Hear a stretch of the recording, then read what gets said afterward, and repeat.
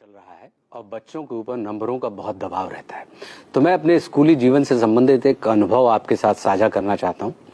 मैं सिर्फ उतना ही पढ़ता था जितना कि परीक्षा में पास होने के लिए आवश्यक होता था, क्योंकि मेरी सहज रुचि सामान्य शिक्षा में नहीं थी। मुझे कला, खेलकूद, इसमें एक व्यक्तिगत रुचि हुआ करती थी। तो मुझे स्कूल के द्वारा ये जो नंबर गेम होता था, मुझे रास नहीं आता था। और स्कूल को अपनी प्रतिष्ठा की चिंता थी। वो इस बारे में ध्यान नहीं देते थे कि विद्यार्थी के अंदर कितनी क्षमता है।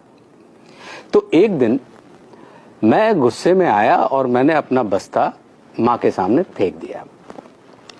माँ समझ रही थी कि मुझे समस्या विद्या से नहीं है, विद्यालय से है, या विद्यालय के उस वातावरण से है जिसमें नंबरों का दबाव मेरे ऊपर डाला जाता है। तो माँ ने ध्यान से देखते हुए मुझसे पूछा कि अच्छा, ये बताओ कि तुम स्कूल क्यों जाते हो? मैंने कहा, पढ़ने के लिए। उन्होंने फिर मुझसे पूछा कि पढ़ने से क्या मिलता है?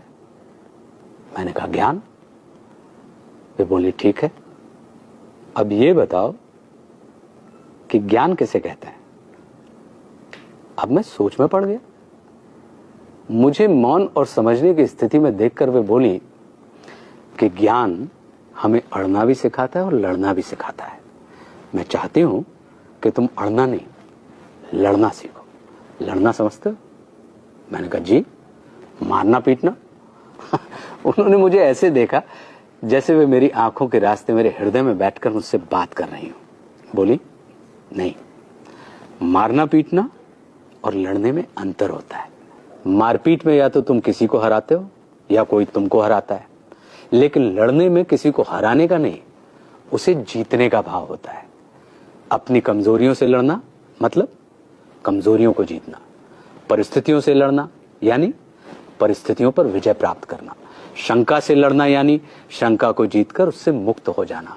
संकल्प से लड़ना मतलब संकल्प को जीतकर उसे सिद्ध कर अपना सहयोगी बनाना। जीतने की इच्छा सकारात्मक भाव है और मारपीट के हराने की इच्छा नकारात्मक ऊर्जा। मारपीट के सिर्फ अवरोधों का दमन किया जा सकता है, किंतु लड़ने से उनका शमन किया जाता है। मारपीट के तुम सिर्फ कुछ वक्त के लिए अपनी तकलीफ को दबा सकते हो, किंतु लड़कर तकलीफ को समाप्त किया जा सकता है हमेशा के लिए। मैं चाहती हूं कि ज्ञान को बोझ समझ के तुम गढ़ो नहीं, बल्कि बढ़ो। तुम सफलता के लिए नहीं, स्वयं के सुख के लिए पढ़ो। फिर स्कूल में तुम अड़ना नहीं, लड़ना सीखोगे। हम तुम्हें स्कूल परीक्षा में आए प्रश्नों का उत्तर सीखने के लिए नहीं भेजते, बल्कि जीवन की परिस्थितियों का हल ढूंढने के लिए भेजते हैं। पढ़ाई बोझ बढ़ाने के लिए नहीं, बोझ हल्का करने के लिए होती है। आज उम्र के इस मोड़ पर खड़ा होकर सोचता हूं तो लगता है कि मां कितना सही थी। हम अपने बच्चों को स्कूल की परीक्षा में अव्वल आने के लिए उन पर दबाव डालते हैं। शायद इसलिए वे स्कूल में अव्वल आने के बाद भी जीवन भर फेल होने के एहसास से भरे रहते हैं। हमें अपने छोटे छोटे बच्चों से बड़ी बड़ी बातें करनी चाहिए, ताकि वे बड़े होकर छोटी छोटी बातें ना करें। क्योंकि छोटे बच्चों के मुंह से बड़ी बातें सुनना यदि हमें सुखद लगता है, तो बड़ों के मुंह से छोटी बातें सुनना कष्टकारी।